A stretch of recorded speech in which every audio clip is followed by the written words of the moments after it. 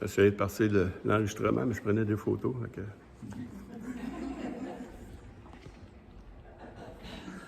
c'est bien.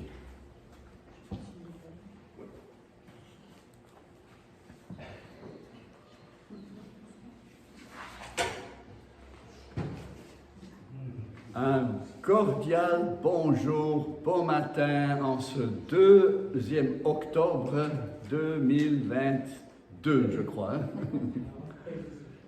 2 octobre 2022. Bienvenue, fait plaisir. Il y a quelque chose qui m'a déjà touché parmi d'autres, et je ne veux pas le manquer, c'est le sujet principal et le sujet le plus important de tout ce qu'on peut partager ce matin. C'est la communion avec le sang de Jésus-Christ. On vient de célébrer d'une façon très simple, très modeste, très habituelle peut-être, mais quand même ponctuelle et rafraîchie. Frères et sœurs, chers amis, nous n'avons pas encore puisé toutes les ressources, toutes les bénédictions et toutes les grâces, toute l'autorité, toute la vie de Jésus qui est dans le sang de Jésus. Et là, on ne parle pas d'un liquide rouge, on se comprend bien. On parle de la vie de Jésus qui a coulé, qui s'est donné. Pourquoi il s'est donné? C'est vrai pour nos péchés, mais beaucoup plus encore parce qu'il nous a substitués. C'est un des messages qui m'a été révélé à travers l'Épître aux Hébreux. En tout cas, j'ai hâte que vous continuez dans cette veine-là. Je viens de réaliser que vous avez prévu de continuer avec la Nouvelle Alliance. Frères et sœurs, attendez-vous à des buffets, attendez-vous à des repas spirituels, à régaler, même si vous êtes des chrétiens de longue date, vous connaissez l'Épître aux Hébreux et puis tout ce qui est avec la Nouvelle Alliance. Trop souvent, nous sommes des techniciens, comme quelques-uns déjà se sont prononcés, et j'aime cette expression-là, ça exprime très bien le phénomène. Dieu ne veut pas qu'on devienne des techniciens de la parole, et ça c'est le problème. On lit un passage, on entend lire et on sait déjà, ok, je sais déjà tout. Et on est déjà out ou off, n'est-ce pas? On n'est plus enclenché, on n'est plus attiré, on n'est plus chatouillé, sensibilisé, réveillé. Et Dieu n'aime pas ça. Dieu ne veut pas qu'on devienne des techniciens de sa parole. Même si nous offrons des ateliers, parfois j'aimerais presque mettre le matériel de côté et puis dire, hey, allumons. Allumons, laissons la parole parler dans toute sa profondeur, dans toute sa richesse, dans toute sa largeur. Mais comme nous avons tous besoin des outils, je suis quand même très content pour les ministères presbytères et d'autres aussi. C'est pourquoi nous ne sommes pas là pour vanter un ministère, ni de vanter une méthode, même si on le fait, ou de vendre du matériel, même si on le fait. Notre désir est mon désir le plus profond, parce que Dieu s'est révélé à moi dans ma misère, dans ma détresse, dans ma dépression, dans ma déprime, pendant toutes ces années de bataille, de combat, de lutte, de brouillard, après avoir vécu la nouvelle naissance, c'est pas drôle de vivre la nouvelle naissance et ensuite on est plongé dans une période de détresse, de désert, de brouhaha, de brouillard, d'accusation, de culpabilité. On est complètement toujours submergé sous des tonnes et des tonnes et des tonnes et des tonnes. Je ne veux pas exagérer, mais c'est vraiment le cas, ce que j'ai vécu, des tonnes et des tonnes et des tonnes d'accusations pour tout et pour rien. Pour tout et pour des niaiseries. Je me suis fait accuser, pas toujours par les autres, mais souvent par moi-même.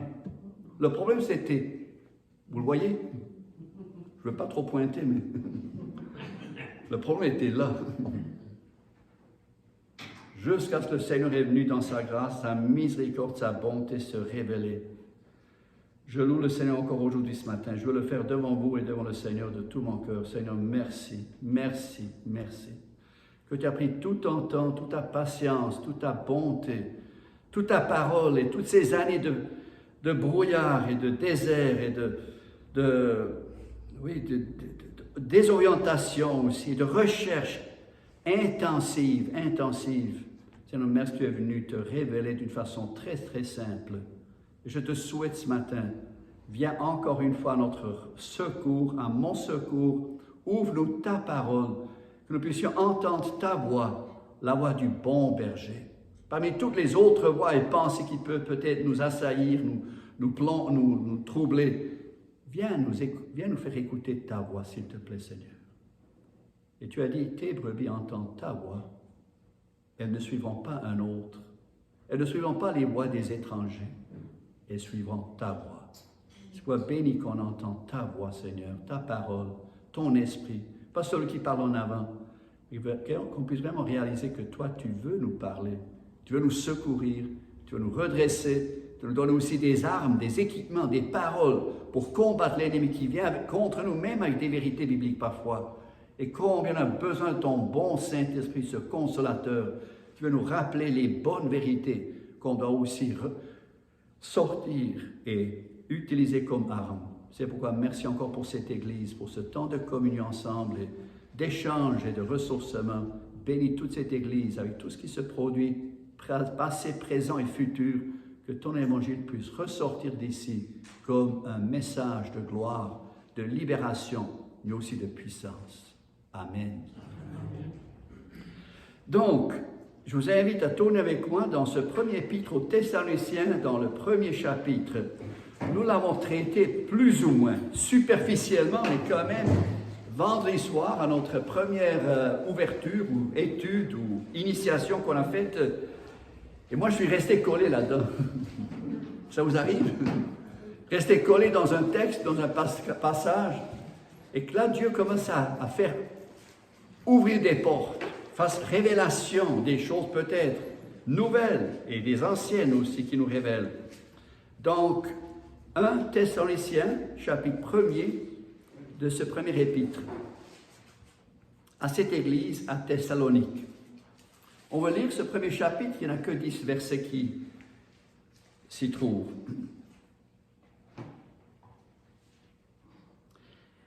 De la part de Paul, Sylvain et Timothée, à l'église des Thessaloniciens qui est en Dieu le Père et dans le Seigneur Jésus-Christ. Double point.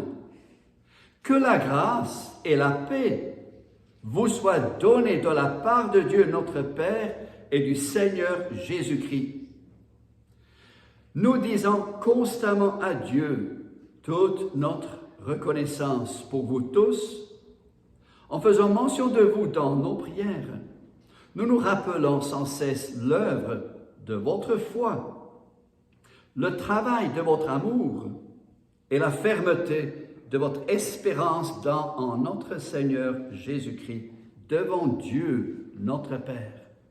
Nous savons, frères et sœurs, aimés de Dieu, qu'il vous a choisis, parce que notre évangile ne vous a pas été prêché en parole seulement, mais avec puissance, avec l'Esprit Saint et avec une pleine conviction. Vous savez en effet comment nous sommes comportés parmi vous à cause de vous. Vous-même, vous êtes devenus nos imitateurs et ceux du Seigneur, en accueillant la parole au milieu de grandes difficultés, avec la joie du Saint-Esprit. Ainsi, vous êtes devenus un modèle pour tous les croyants de la Macédoine et de l'Achaïe. En effet, non seulement la parole du Seigneur a retenti depuis chez vous, en Macédoine et en Achaïe, mais c'est aussi partout que votre foi en Dieu s'est fait connaître, de sorte que nous n'avons pas besoin d'en parler. De fait, on raconte à notre sujet quel accueil nous avons eu auprès de vous et comment vous vous êtes tournés vers Dieu en abandonnant les idoles pour servir le Dieu vivant et vrai, et pour attendre du ciel son Fils, qu'il a ressuscité Jésus, celui qui nous délivre de la colère à venir. Amen. Pour ce matin, j'aimerais m'arrêter à 3 points qu'on retrouve dans ces 10 versets. Nous sommes en train de parler de la parole. Et nous allons voir l'effet. Qu'est-ce que la parole produit chez vous, chez moi, chez nous? Et nous avons 3 éléments que je retrace dans ce texte. C'est au verset 6 d'abord. L'apôtre Paul, il a été en mission. Et c'est pourquoi le sujet de ce matin, c'est la mission de l'Évangile. D'ailleurs, j'ai hâte, dimanche prochain, pour ceux qui sont là au Saguenay, j'ai hâte de rencontrer, d'entendre les autres frères, les autres pasteurs, de rencontrer les frères et sœurs, de partager, d'avoir la communion. Mais ceux qui ne peuvent pas aller ou ne sont pas présents à la baie, j'aimerais déjà vous donner un petit avant-goût. Le sujet, comme vous le savez, c'est la mission. Et c'est un très grand sujet, c'est un beau sujet à développer. En parlant de Haïti, en parlant de l'Afrique, bien sûr, mais en n'oubliant pas la mission que nous avons ici au Québec, dans notre entourage, dans nos régions, dans la belle province du Québec. Sans oublier aussi les élections qui sont demain, n'est-ce pas? On prie que le Seigneur puisse diriger, puisse conduire, peu importe qui remportera la majorité, peu importe les circonstances, peu importe qui contrôle, qui est en autorité de tout, qui amène finalement toute chose à sa destination, c'est le Seigneur, c'est Dieu, c'est Jésus-Christ. Que ça nous plaise, que ça ne nous plaise pas, il y en a qui sont contents demain, d'autres sont un peu désolés ou mécontents ou pas satisfaits, peu importe. Frères et sœurs, chers amis, nous avons un royaume, une règne de Dieu qui n'est pas encore visible, mais présentement qui se prépare invisiblement, mais on voit déjà les fruits. Et la mission que l'Évangile a amenée porte du fruit. Et c'est pourquoi la mission de l'Évangile, on va le regarder sous 3 aspects ce matin. Ça, c'est au fond le sujet que j'aimerais donner à ce message. Et nous avons dans le verset 6 le début. C'est très important de ne pas manquer la porte, le chemin, l'entrée à la bonne piste, à la bonne route, à la bonne mission. Et dans le verset 6, nous avons lu « Vous-même, vous êtes devenus nos imitateurs, de l'apôtre Paul, de Sylvain, de Timothée, et ceux du Seigneur. » De quelle façon? En imitant quoi? Qu'est-ce qu'ils ont imité? Qu'est-ce que le texte nous dit? Verset 6. Qu'est-ce qu'ils ont fait pour imiter Paul, Sylvain, Timothée et aussi le Seigneur? Qu'est-ce qu'ils ont fait? En accueillant, en recevant, selon vos versions bibliques, en accueillant, en recevant la parole. Dans quel contexte? Qu'est-ce que le verset nous dit, verset 6? Au milieu de beaucoup de tribulations. Au milieu de grandes difficultés, tribulations, contraintes, opposition, adversité, virgule, avec la joie du Saint-Esprit. Avec la joie du Saint-Esprit. On a chanté tantôt la joie qui ne vient pas de ce monde. Merci pour les chanteurs. Merci pour la musique. Merci pour ces vérités qui ont été mises en évidence. Cette joie dont on parle ici, ce n'est pas quelque chose que ce monde nous a donné, nous a procuré, et le monde ne peut pas nous l'enlever non plus. Quelle victoire! Mais j'aimerais maintenant me pencher particulièrement sur cette expression et sur cette vérité de accueillir ou de recevoir la parole. Vous le savez peut-être vous-même, et peut-être on l'ignore un peu, mais vous savez que lorsqu'on partage la parole, des fois ça porte du fruit, et du bon fruit, à permanence, continuité, mais parfois c'est une graine semée à gauche, à droite, n'importe où, dans les terres dures, les chemins durs, n'est-ce pas? Ou dans les terrains, Jésus en parle dans sa parabole des 4 terrains, n'est-ce pas?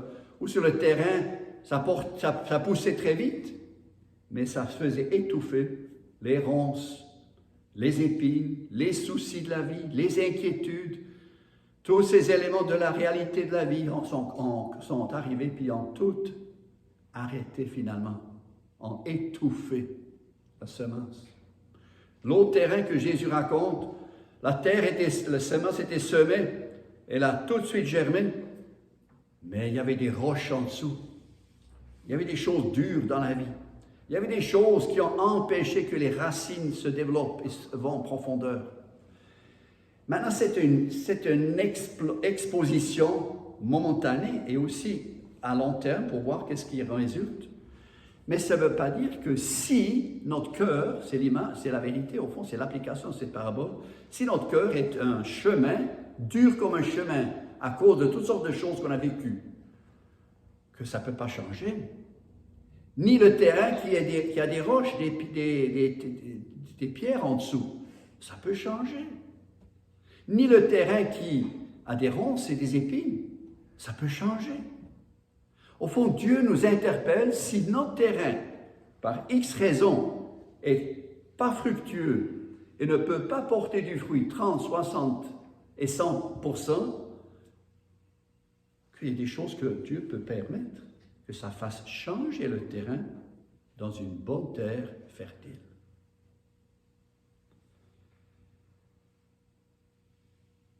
Donc, ne vous découragez pas.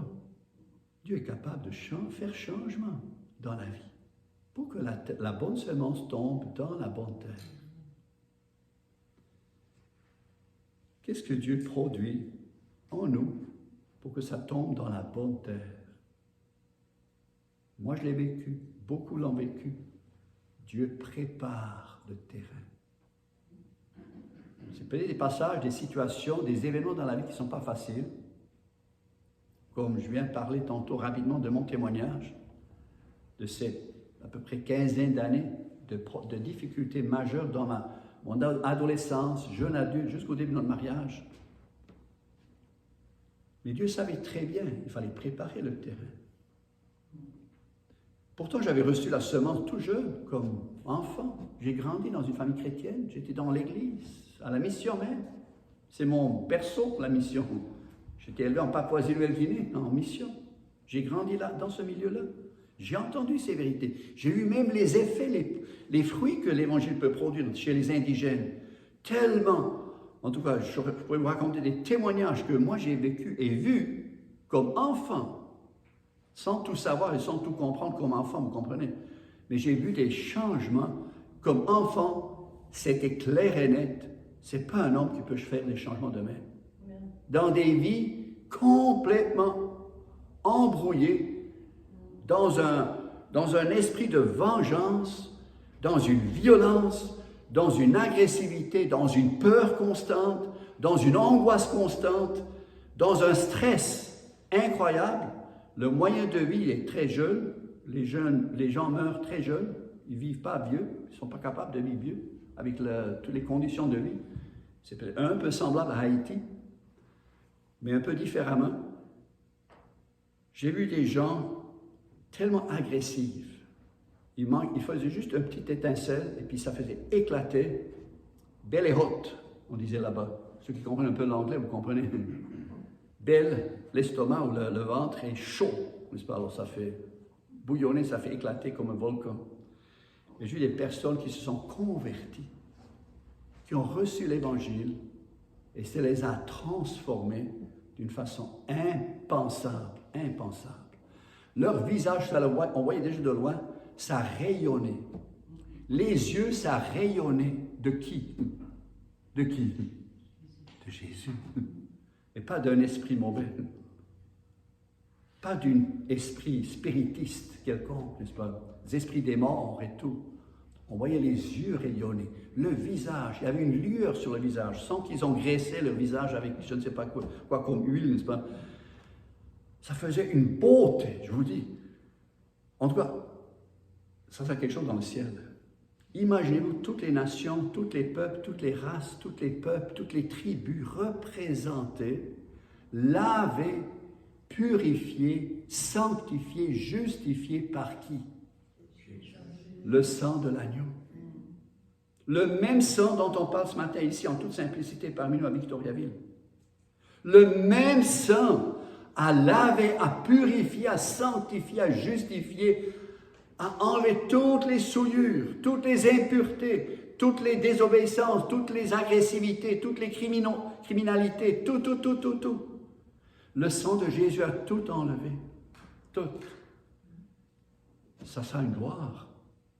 que chacun rapportera pour glorifier l'agneau qui s'est donné pour toi, pour moi, qui a pris notre place. Et ça, c'est le mystère, c'est exactement le sujet dont nous débattons. Je me suis débattu. Je pensais d'avoir reçu la vie nouvelle, la nouvelle naissance, qu'il fallait faire quoi? Une bonne vie chrétienne. Vous connaissez ce jeu-là? Après avoir vécu la nouvelle naissance, ensuite, il faut prouver, il faut qu'on soit des chrétiens authentiques. Et qu'est-ce qui m'est arrivé? Je le sais aujourd'hui. Je suis tombé sous la loi. Je suis rentré subtilement, dans le légalisme.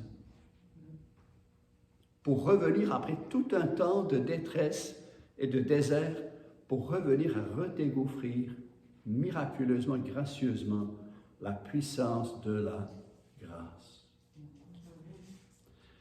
C'est pas pour rien, l'apôtre Paul mentionne ici, vous êtes devenus nos imitateurs et ceux du Seigneur en accueillant la parole. Accueillir la parole, c'est le secret d'une vie épanouie, d'une vie victorieuse, d'une vie résistante aussi, qui a une stabilité, qui est enracinée, qui est fondée, qui est ferme, qui ne se laisse pas ébranler par toutes sortes de vents de doctrine, comme les enfants, comme l'Épître Éphésiens nous dit, n'est-ce pas? Et que nous soyons ballottés de tous bords, de tous côtés, et devenions des adultes ou des personnes affermies, enracinées, fermes.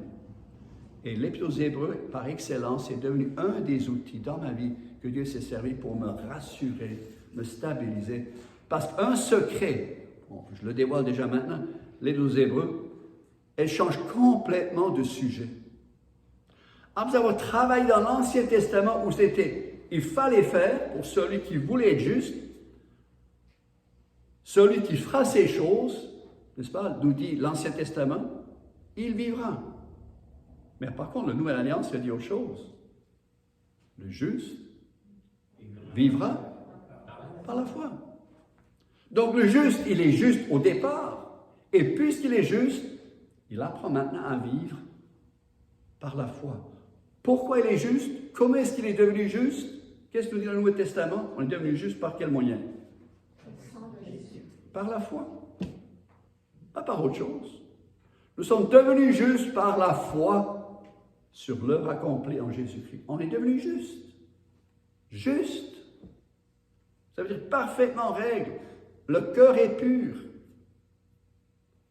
Le cœur est purifié, sanctifié, justifié. Un nouveau cœur, une nouvelle identité. Par la foi, le juste vivra par la foi. Et l'Épître aux Hébreux démontre très très clairement. Si on le lit techniquement, on ne le voit pas. Mais si on s'arrête et on regarde un peu attentivement, c'est qui le je? Est-ce que c'est moi, le je, ou est-ce que c'est lui, Jésus? Et il y a un texte dans l'Épître aux Hébreux qui dit clairement, tu n'as pas voulu tous ces sacrifices, tu n'as pas voulu toutes ces choses-là. Et je dis, c'est de moi qui est écrit dans le rouleau du livre, je viens pour accomplir toute la volonté de Dieu. Et là, il parle de qui? C'est qui le je? C'est Jésus. Et Jésus est venu, et il a accompli encore aujourd'hui encore. Il a accompli parfaitement toute la justice de Dieu. Donc, je n'ai pas besoin de revenir à mon ancienne façon de faire, de vouloir faire. Dieu veut qu'on apprenne à demeurer, à vivre en connexion, en communion avec Jésus. En d'autres mots, accueillir, c'est de se laisser ensemencer par la parole vivante, par Jésus-Christ. Accueillir la parole au milieu de grandes difficultés. Est-ce que vous voyez déjà les difficultés? Peut-être que ce n'est pas les mêmes que les Thessaloniciens qui ont été sous persécution. Les Juifs qui ne comprenaient pas, qui refusaient Jésus, qui ne voulaient pas accepter Jésus comme Messie, ils ont soulevé l'environnement, ils ont soulevé la ville de Thessalonique, ce qui était le même cas pas tout à fait, mais presque. C'était aussi un tumulte qui s'est produit à Philippe, la ville juste à côté, n'est-ce pas, où Paul finalement se trouve en prison avec Silas, et Dieu miraculeusement fait trembler la terre et il les libère. Et le lendemain, on les a expédiés pour qu'ils puissent repartir. Et là, ils ont quitté la ville, après avoir rencontré encore Lydie, la première qui s'est convertie. Et là, ils se sont déplacés vers Thessalonique. À Thessalonique encore, ils s'est retrouvés dans la synagogue. Ils ont partagé de Jésus, ils ont expliqué par les Écritures que Jésus était véritablement le Messie. Il ne fallait pas attendre un autre. C'est vraiment lui qui est le Messie que les prophètes et les Écritures prononçaient et annonçaient. Et là, il y a des Juifs qui ont compris, qui ont cru, et d'autres, non, ils ont refusé. Et selon le texte des Actes, chapitre 17, on peut lire, beaucoup de non-Juifs ont cru, ont compris, et aussi beaucoup de femmes avec eux. Et ça faisait une première église. C'est la naissance d'une nouvelle église à Thessalonique.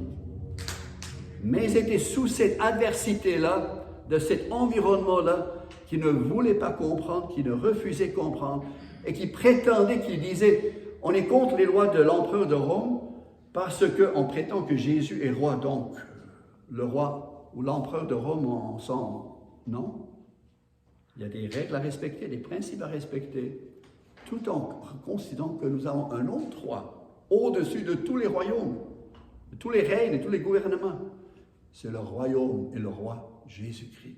C'est son esprit, c'est sa parole. Et là, ça faisait tout un tumulte et toute une controverse. Et c'est dans cette opposition, adversité, qu'ils ont accueilli, encore une fois quoi? La parole. Notre situation n'est peut-être pas la même que ceux à Thessalonique, mais intérieurement, vous comprenez? Nous sommes parfois dans des circonstances où on est embrouillé, on a toutes sortes d'adversités, toutes sortes de pensées opposées, toutes sortes d'accusations, vous voyez, qui viennent nous empêcher de goûter à la manne, à la bonne parole, au réconfort, à l'assurance, aux promesses, aux consolations que Dieu veut nous donner. Et on se fait vraiment embrouiller en accueillant la parole au milieu de grandes difficultés. Et c'était encore avec la joie du Saint-Esprit. C'est miraculeux. Dieu produit une joie, même si on se fait attaquer de toutes sortes de pensées. Qu'est-ce qu'on fait? Par exemple, concrètement, si on se lève ce matin, et moi j'ai des petits visiteurs qui viennent tôt le matin. Aussitôt je me réveille, j'ai des petits visiteurs invisibles. Je ne parle pas dans le sens spiritiste ou occulte ou dans ce sens-là, mais j'ai des petits visiteurs, des pensées qui me sautent à l'esprit. Vous savez lesquelles? Bonnes ou mauvaises? Mauvaises. Est-ce que vous connaissez ces visiteurs-là? Je ne les ai pas invités. J'en veux pas de ceux-là. Mais ils sont là pareil. Le matin, en me réveillant, j'ai plein de soucis parfois, plein d'inquiétudes. J'ai plein d'accusations. Tu n'as pas bien fait ça, tu fais pas bien ça, et puis tu ne réussiras pas aujourd'hui comme il faut, et puis tu verras, tu n'auras pas le moyen de passer à travers la journée. Tu vois, plein de sujets des fois qui me... Et là, c'est bon d'arrêter. J'ai pris l'habitude, depuis que j'étais au militaire, où j'étais habitué à me lever très vite, il fallait se lever en 5 minutes, sinon on faisait renverser le lit, puis il y avait beaucoup plus de troubles après. Alors je me suis pris l'habitude de me réveiller lorsqu'il fallait se réveiller, très tôt le matin, avec très peu de sommeil, alors tu es déjà pas bien, tu es mal déjà en se levant, en se réveillant. Et là, de juste prendre un petit instant, une petite seconde, quelques secondes, tranquille devant le Seigneur. Parce qu'il est là, on a chanté tantôt. Il est ici dans la salle, mais il est aussi ailleurs. Chez vous, dans la chambre, salle de bain, au garage, en voiture, aux études, n'importe où. Seigneur, parle-moi. Accorde-moi une bonne pensée, Seigneur. Accorde-moi une vérité de ta parole. Accorde-moi un refrain d'un chant qui va me réconforter, qui va me soulager, qui va me rassurer. S'il te plaît, Seigneur. Et tu sais ce qui arrive? Ping, ping. Dieu envoie très tranquillement. Ce n'est pas une grosse voix audible, mais c'est une pensée C'est le signal. C'est le signal. C'est la pensée que Dieu m'envoie pour me rassurer, malgré l'opposition, malgré les grandes difficultés qui ne sont pas si majeures que chez eux peut-être. On n'est pas persécuté, heureusement. On est dans des pays libres, on peut fonctionner assez librement, heureusement que Dieu nous garde ces libertés-là. Mais d'accueillir la parole. Parmi ces circonstances quelconques que vous connaissez, que vous avez. Et dans le militaire, j'ai appris plus tard dans la journée où il y avait des minutes, des périodes tranquilles, où je pouvais me retirer et de faire mon culte, lire la parole, prendre le temps vraiment un peu plus élaboré.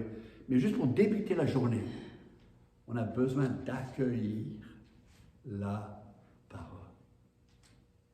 Frères et sœurs, c'est primordial. Je vois tellement des chrétiens qui se bataillent, qui ont la misère de vivre, de fonctionner. Ils essaient de faire une bonne vie chrétienne, ils se forcent, ils donnent toute leur énergie pour y arriver. À un moment donné, ils sont nouveau tannés, puis là, ça fait nouveau une baisse, et ensuite ils reprennent à nouveau un élan, et puis, vous voyez, c'est toujours ça, up and down, up and down, up and down. À un moment donné, Dieu veut que ça stabilise. Ce n'est pas une belle vie chrétienne d'avoir toujours ce up and down, n'est-ce pas? Et là, on apprend à se ressourcer de la perfection totale. L'Épître aux Hébreux. Je vante encore une fois les Hébreux. Parmi d'autres textes, bien sûr. De voir les plénitudes, les ressources, les grâces, les provisions que Dieu nous donne en Jésus-Christ. Le sang de Jésus qui a coulé, pas seulement pour nous laver de tous nos péchés passés, du présent, du futur. Et le sang de Jésus qui est la vie de Jésus, qui veut nous communiquer. Accueillir la parole, ce n'est pas d'accueillir juste des versets techniquement, c'est d'accueillir la personne de Jésus. Et c'est tout ce que Dieu voulait. Il ne veut rien que Jésus dans notre vie. Il ne veut rien de toi, rien de moi. Il sait déjà qu'il ne peut pas récolter de quoi de nos vies. Ce n'est pas pur, ce n'est pas propre, ce n'est pas clean. Ce qui vient de nous, de moi, fait, produit par moi. On a des très très bels exemples dans les Écritures. Abraham, c'est un bon exemple. Lui a voulu prendre les choses en main en dernier dans l'Épître aux Galates. L'apôtre Paul revient là-dessus. Il a voulu prendre les choses en main parce qu'il disait, écoute donc, la promesse est là, on devrait avoir un enfant, ça ne marche pas, donc on va y faire un enfant. Et Sarah a une bonne idée.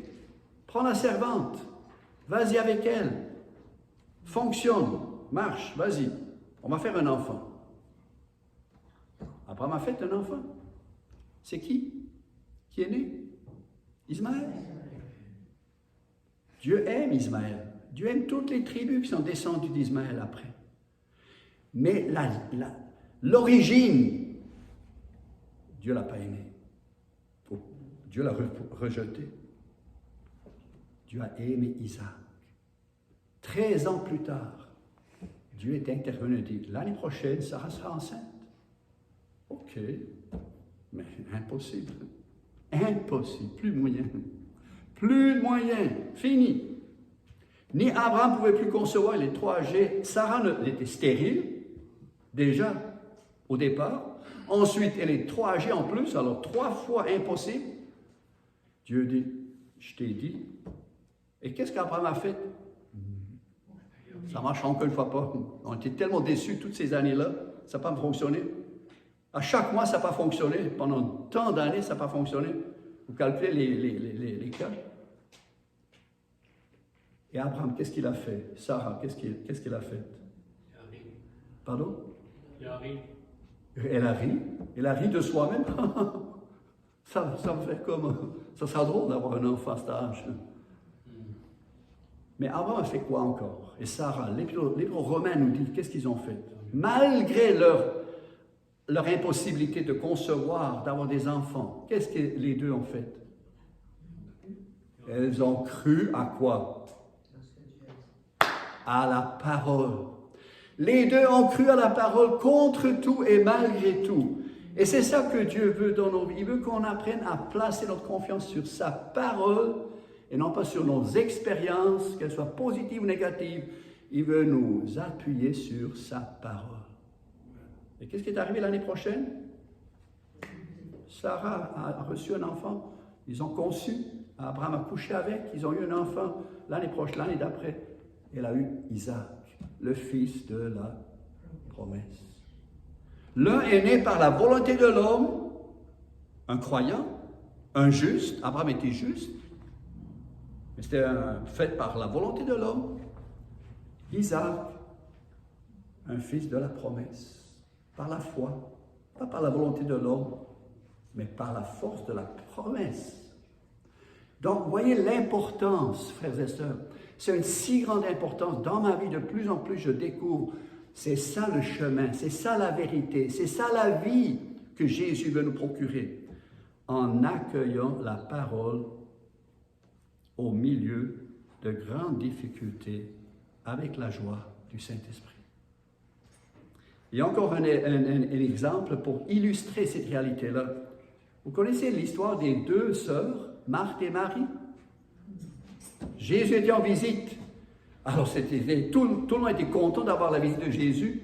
Marthe, elle s'engage, elle fait beaucoup de services, elle travaille péniblement, durement. Elle arrange les choses pour que tout le monde puisse bien manger. Et Marie, qu'est-ce qu'elle a fait? Qu'est-ce que Marie a fait? Elle s'est mise au pied du Seigneur. Elle a accueilli la parole du Seigneur. Elle s'est fait disputer. Marthe n'était pas contente. On comprend? Moi je travaille, je fais quelque chose. Puis elle fait juste écouter. Non, elle n'a pas juste écouté. Elle a fait plus que écouter. Elle a accueilli. Elle a reçu. Elle a cru. Elle a gobé. Elle a mangé la parole de Dieu. Et finalement, Jésus l'a défendue, a dit, Marthe, Marthe, tu t'occupes de beaucoup de choses, tu t'inquiètes pour plein de choses, tu veux faire, au lieu de recevoir. Marie a choisi. Elle a fait aussi quelque chose. Ça m'a frappé en me préparant. Je ne me suis jamais arrêté, vraiment, je me suis rendu compte. Marie était active. Elle a fait aussi quelque chose. C'est quoi qu'elle a fait? Jésus dit, elle a, qu'est-ce que le texte nous dit? Elle a choisi. Elle a fait quelque chose, elle a fait un choix. Elle a choisi la bonne part et elle ne laissera pas enlever cette part ou ce choix qu'elle a fait pour s'asseoir au pied de Jésus et de recevoir. C'est exactement le point, vous voyez. Soit qu'on est toujours, et ça c'est le problème qu'on a, on a un mécanisme en nous qui travaille contre nous. Un mécanisme qui veut faire au lieu de recevoir. Un mécanisme veut toujours produire. Qu'est-ce que je dois faire, n'est-ce pas? En arrivant, en étudiant la parole, oui, je fais quoi? J'entends quasiment les gens déjà dire, mais je fais quoi avec ça? Écoute. Oh, non, il faut que je fasse quelque chose. Écoute. Non, il faut que je fasse quelque chose. Écoute. Reçois. Accueille la parole.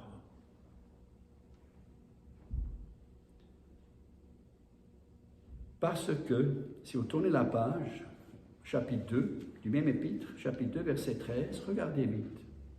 L'apôtre Paul, il dit dans le verset 13, « C'est pourquoi nous disons sans cesse à Dieu toute notre reconnaissance de ce qu'en recevant, quoi? La parole de Dieu que nous vous avons fait entendre, virgule, vous l'avez quoi? Accueilli ou reçu, non comme la parole des hommes, virgule, mais comme ce qu'elle est vraiment, double point, regardez bien maintenant. La parole de Dieu qui fait quoi? Agissant, j'aime cette formule, cette conjugaison. En recevant ce qu'elle est vraiment, elle est la parole de Dieu agissant, ça veut dire accomplissant, produisant, engageant, faisant en vous qui croyez. Alors, qu'est-ce que je dois faire maintenant? Qu'est-ce que je dois faire? Recevoir et croire. Recevoir avec foi. de recevoir l'amour pour la vérité. Plus tard, il va avertir que dans les derniers temps, et devant le retour du Seigneur qui est proche, de plus en plus proche, et c'était le problème aussi, un des problèmes de cette Église, c'est pourquoi l'apôtre Paul écrit, pour les encourager. Non, le retour n'est pas arrivé encore. Ne pensez pas que vous avez manqué le bateau. Ça va venir, ça s'en viendra. Mais Dieu va envoyer encore des forces de séduction, d'égarement, des puissances d'égarement pour que ceux qui n'ont pas accueilli la vérité, qui n'ont pas accueilli l'amour, voilà, je m'excuse, qui n'ont pas accueilli l'amour pour la vérité, pour qu'ils soient vraiment jugés, condamnés, n'est-ce pas? Donc, accueillir l'amour de la vérité. Donc, agissant, la parole de Dieu agissant en vous qui croyez. C'est tellement important, frères et sœurs. C'est la parole qui agit. Ce n'est pas mes paroles, ce n'est pas mes efforts, ce n'est pas ma bonne volonté, ce n'est pas ma bonne consécration qui agit, finalement. C'est la mesure de compréhension, de connaissance de sa parole, de Jésus-Christ, de connaissance de Jésus, qui produit en nous le vouloir et le faire. Et avant de continuer, j'aimerais vite pointer vers notre petit panneau qu'on a ici de préceptes. Encore une fois, ce n'est pas pour vanter un ministère ni une méthode, mais c'est le petit slogan qu'on a au milieu. Vous voyez là, dans le milieu, là, on a deux petites lignes. En dessous, de amener les gens à s'engager dans une relation avec Dieu par la connaissance de sa parole. Donc, c'est une relation qui doit se développer. Et c'est une connaissance de sa parole qui produit cette relation-là en nous, par le Saint-Esprit, bien sûr. Parce que c'est ça, la parole. Ça fait connaître Dieu profondément. Connaître, c'est déjà profond en lui-même. Donc, c'est un pléonasme, en fond. C'est une doublure, c'est pour vraiment accentuer le sujet. Connaître, ça veut dire vraiment intimement uni avec quelqu'un, avec Jésus-Christ, avec Dieu, avec la parole. Connaître Dieu profondément produit comme fruit quoi? Vivre différemment. N'inversez pas les choses. La parole de Dieu, elle est très très claire. Et moi, j'ai manqué cette observation-là. J'ai sauté tout de suite à vivre différemment. Je pensais, puis j'écoutais des messages, et puis j'entendais toujours les messages qui parlaient de comment vivre différemment. Qu'est-ce qu'il fallait, qu'est-ce qu'il ne fallait pas. Il faut faire ci, il ne faut pas faire ça. Vous comprenez? Mais j'ai manqué la première ligne toujours, ou très souvent. C'est de connaître Dieu profondément. C'est ça qui fait vivre différemment. L'inverse, c'est la religion. C'est du domptage. Mais à un moment donné, ça craque, ça ne marche plus, ça ne fonctionne plus. C'est pourquoi on a des pasteurs ou des anciens ou des gens même qui sont dans un ministère, qui ont tellement fonctionné pour faire vivre différemment, mais ils ont manqué de connaître Dieu. C'est ça qui fait toute la différence. Donc, accueillons la parole de Dieu, même avec certains obstacles, certaines adversités, et pour ceux qui sont accablés par toutes sortes de pensées de culpabilité. Regardez ce que l'apôtre Jean nous dit. J'aime ce verset-là, ça m'est venu à l'esprit juste hier ou aujourd'hui. Il dit dans 1 Jean 3, verset 20, vous connaissez le verset, il dit, « En effet, même si notre cœur fait quoi? Nous condamne. » Vous voyez maintenant? Même si notre propre cœur nous joue des tours et n'est pas bien aligné, orienté et soutenu et enseigné par la parole, même si notre cœur nous condamne, l'apôtre Jean dit ça. Est-ce qu'il avait des choses qui le condamnaient? L'apôtre Paul, on sait, il avait des choses qui voulaient tout le temps le condamner. Imaginez-vous, il était le pire des pécheurs, le pire qu'il dit. Avec tous ces massacres, toutes ces persécutions, toute cette violence, cette agressivité qu'il a développée contre l'Évangile, contre l'Église, les croyants, les vrais. Même si notre cœur nous condamne, virgule, il y a quelqu'un dans le jeu qui voit au-delà de ce que notre cœur voit. C'est Dieu. Il est plus grand que notre cœur et il connaît tout. Il connaît les choses à la perfection, parfaitement équilibrées. Pas comme nous voyons juste des fois des aperçus. Nous nous jugeons mal, n'est-ce pas? Des gens de cœur nous jugent mal. Soit qu'ils nous condamnent à tort, soit qu'ils disent non, c'est pas grave, c'est correct, je me sens en paix. Ce n'est pas la preuve que c'est correct. C'est la parole qui dit si c'est correct ou pas. C'est l'Esprit qui dit si c'est correct ou pas. Donc, laissons la parole nous aider à redresser notre cheminement et d'accueillir la parole de Dieu, malgré les difficultés plus ou moins fortes chez les uns comme chez les autres. Mais j'ai les deux autres points, j'aimerais comme aussi les mentionner encore. Qu'est-ce que cet accueil de la parole produit? Et nous avons dans le verset 9, leur témoignage, c'est sûr. Ce témoignage a retenti en Macédoine, Achaïe, la région, verset 8. Non seulement la parole du Seigneur a retenti depuis chez vous, en Macédoine et en Achaïe, mais c'est aussi partout que votre foi en Dieu s'est fait connaître, même jusqu'au Québec. On parle des Thessaloniciens ce matin, n'est-ce pas? De sorte que nous n'avons pas besoin d'en parler. De fait, on raconte un autre sujet. Regardez bien, quel accueil nous avons eu auprès de vous par la parole, ou dans la parole, et comment vous vous êtes tournés vers Dieu en abandonnant les idoles pour servir le Dieu vivant et vrai. Il y a deux pour maintenant. Verset 9, pour servir le Dieu vivant et vrai. Et la dernière, verset 10, et pour attendre du ciel son Fils, qu'il a ressuscité, Jésus, celui qui nous délivre de la colère à venir. En accueillant la parole de cette manière, comme on vient de voir, ça fait produire en nous une conversion authentique, une repentance. Nous avons ici la description d'une authentique repentance, une conversion. L'accueil de la parole qui produit quoi? Vous vous êtes tourné vers Dieu. Tourner vers Dieu, ça veut dire quoi? On marchait dans cette direction des idoles, on adorait des idoles de toutes les façons, religieusement. On peut même suivre la parole à la lettre, puis on est en train de idolâtrer la lettre. Vous comprenez? Dans mon cas, moi, je sais que c'était ma conscience mal orientée, mal affermie, qui est devenue un idole dans ma vie. Seulement si j'avais une conscience nette, pure, propre, qui se rappelait de rien. Vous comprenez le jeu que ça fait? La bonne conscience ne vient pas qu'on ne se souvient plus de plus rien qu'on n'a jamais fait dans la vie. La bonne conscience, ça vient de Jésus. C'est lui. C'est la résurrection, nous dit l'apôtre Pierre. C'est par sa résurrection que nous avons reçu une bonne conscience. C'est la bonne conscience que le sang de Jésus nous procure.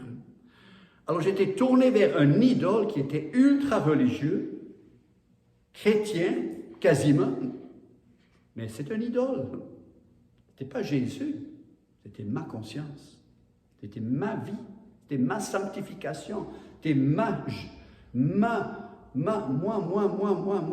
tout le moi, n'est-ce pas?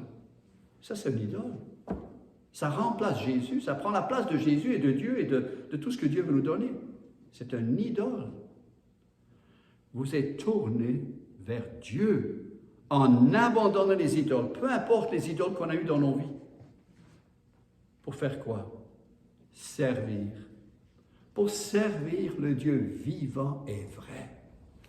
C'est phénoménal. Dans un environnement qui avait des divinités qui n'étaient ni vivantes, ni vraies. C'est tout des mensonges. Parce que tous les hommes sont des menteurs, nous dit la parole. D'origine, nous sommes tous des menteurs. Même si on prétend de dire la vérité, on est des menteurs. Parce qu'on est déjà dans le mensonge du péché originel, n'est-ce pas? Donc tout ce que l'homme dit, en fond, c'est déjà un mensonge. C'est un seul qui dit la vérité. C'est qui? Jésus. Il dit, je suis le chemin, la vérité et la vie. Nul ne vient au Père que par moi. J'ai quasiment un frisson dans le dos. Ceux qui ont écouté, je m'excuse de la parenthèse que je fais vite, le service funèbre de Madame la Reine, Élisabeth II, ceux qui ont écouté en anglais. Je ne sais pas s'ils ont traduit toutes les paroles qui ont été lues lors du service funèbre, le principal. J'étais touché, je vous dis, j'étais touché, peu importe si vous êtes royaliste ou pas, je ne veux pas vanter une reine, j'étais touché de ce témoignage devant un public si nombreux, devant des chefs d'État qui étaient présents. Quelqu'un m'a dit, il y a 1 milliard de personnes qui ont entendu ce message.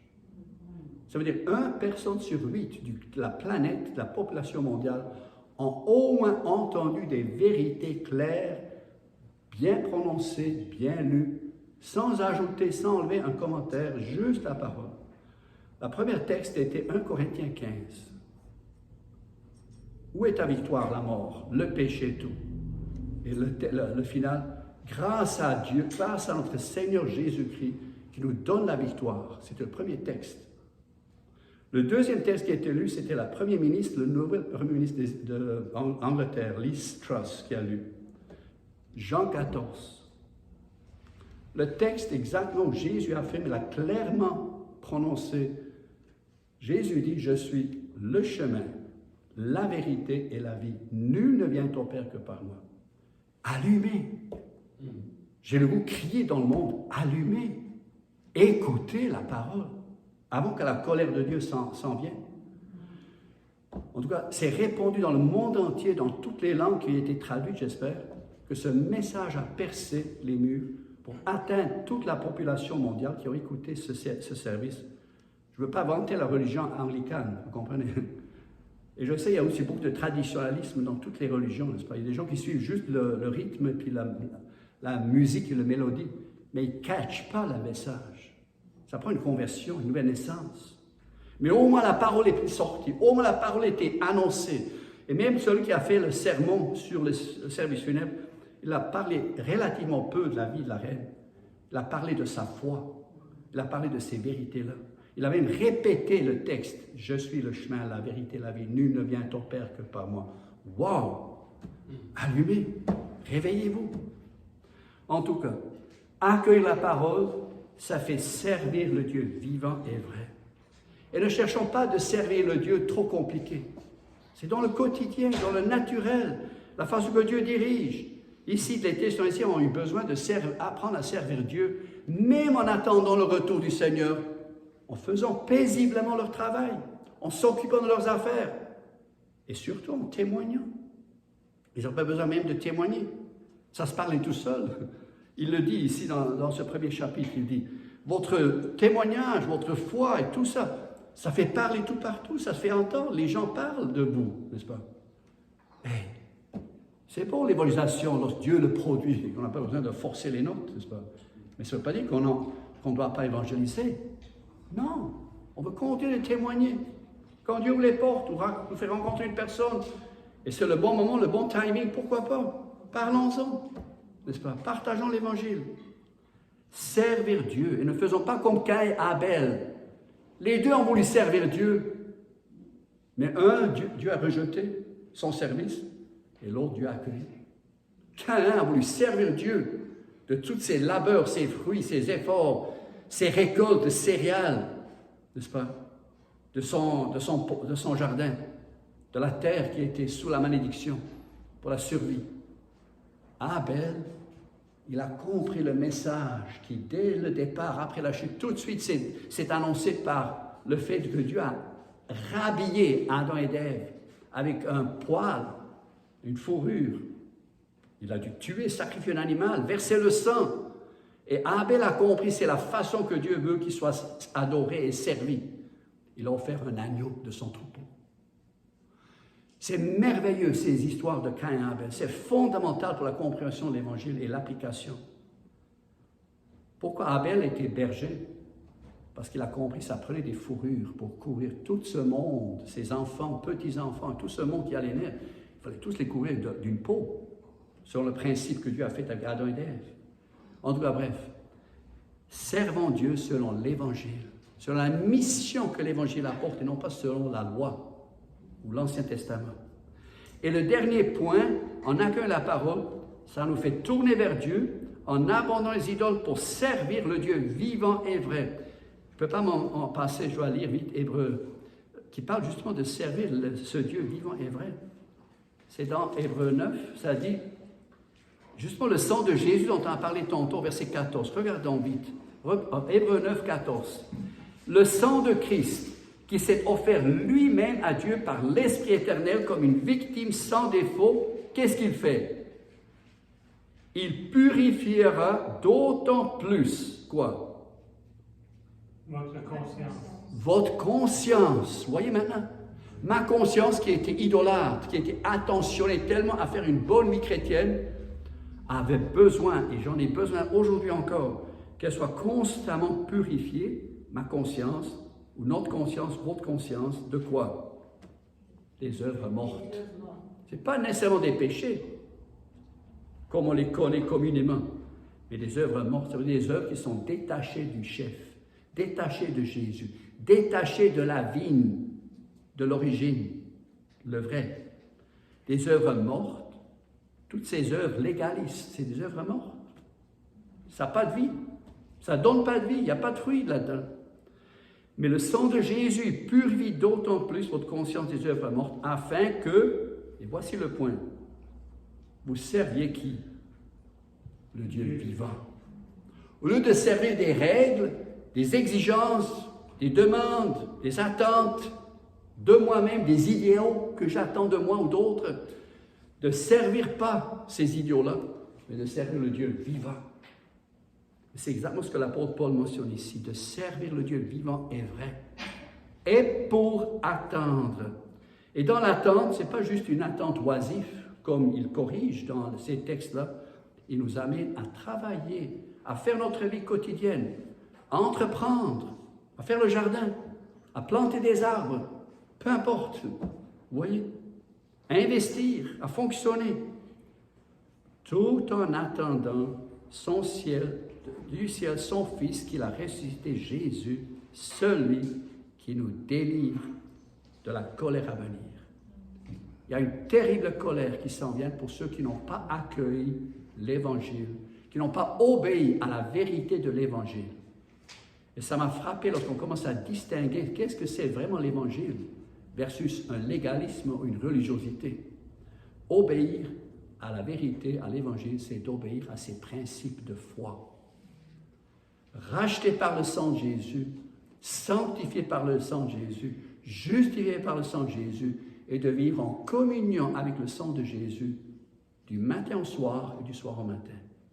Ça fait un cœur nouveau. Pas un cœur qu'on a fabriqué. Oui, aujourd'hui, je me sens pur et propre. Et demain matin, je me sens, mon cœur est nouveau. Ça ne marche pas de même. Le cœur pur, ça signifie une nouvelle identité. Le cœur, c'est le symbole, l'expression pour une identité. On a reçu une nouvelle identité en Jésus. Parce que lui est devenu notre péché à la croix. Il s'est identifié à notre misère, notre imperfection, nos souillures. Il est devenu péché pour nous, afin que nous devenions en lui, quoi? Justice de Dieu. Frères et sœurs, jouissons, bénissons le Seigneur et vivons de cette grâce et de cette justice que Dieu nous donne, constamment par la foi. Et si j'ai manqué quelque part, ne retournons pas à les réparer, puis remédier, puis corriger. Des fois, c'est mieux de laisser ça. Seigneur, je regrette, j'ai manqué mon chemin, mais je m'attache maintenant à toi. Conduis-moi, dirige-moi. Tu m'as racheté, tu m'as pardonné, tu m'as sanctifié. Ce n'est pas nécessaire d'aller chercher encore de remédier à tout ce qu'on a mal fait, n'est-ce pas? Juste pour terminer, les serpents brûlants dans le désert. À quoi ça servait de réparer les morsures et les piqûres et puis tous les serpents qui les ont mordus? Et ça les sauvait. Qu'est-ce qui sauvait les gens, les vies de ces Israélites dans le désert lorsque Dieu a monté par Moïse le serpent d'airain?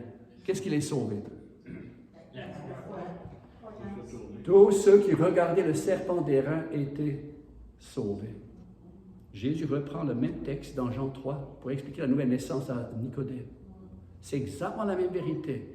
En détournant de tout ce qu'on a mal fait et en fixant son attention sur ce que Jésus a accompli, on est purifié, justifié, sanctifié et on apprend à marcher dans la justice selon Dieu.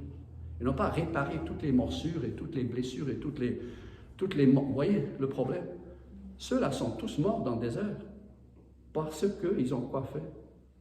Ils n'ont pas regardé le serpent d'airain. Tout simple. Qu'est-ce que vous voulez? Accueillir ou faire? Accueillir ou produire? Accueillir ou prouver? Amen. Dieu nous bénisse. Prions. Seigneur éternel, Jésus-Christ, merci, merci, merci. Merci pour la croix. Merci pour le sang qui a coulé.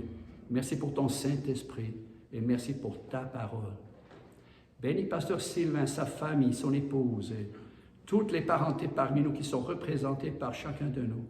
Bénis tous nos entourages, Seigneur. Merci ce que tu as fait dans notre vie par ta résurrection. Combien c'est beau de célébrer en ce premier jour de la semaine, ce dimanche, que tu es véritablement ressuscité d'entre les morts. Et c'est la preuve aussi pourquoi tu reviendras bientôt. De plus en plus c'est proche. Tu reviendras chercher ton Église. Oh, nous t'attendons, Seigneur, disant Maranatha, viens, Seigneur. Et bénis aussi notre population, mais aussi notre gouvernement, et aussi les élections de demain. Nous te les recommandons avec toutes nos supplications, tous nos soupirs, mais aussi tous nos désirs pour le mieux de notre pays et de notre population. Nous les remettons entre tes bonnes et grandes mains, car c'est toi qui es le roi de tous les rois et de tous les seigneurs. Et bientôt, on va le voir. Quelle grâce. Merci, Seigneur. Amen. Amen. Que Dieu vous bénisse. Bon dimanche.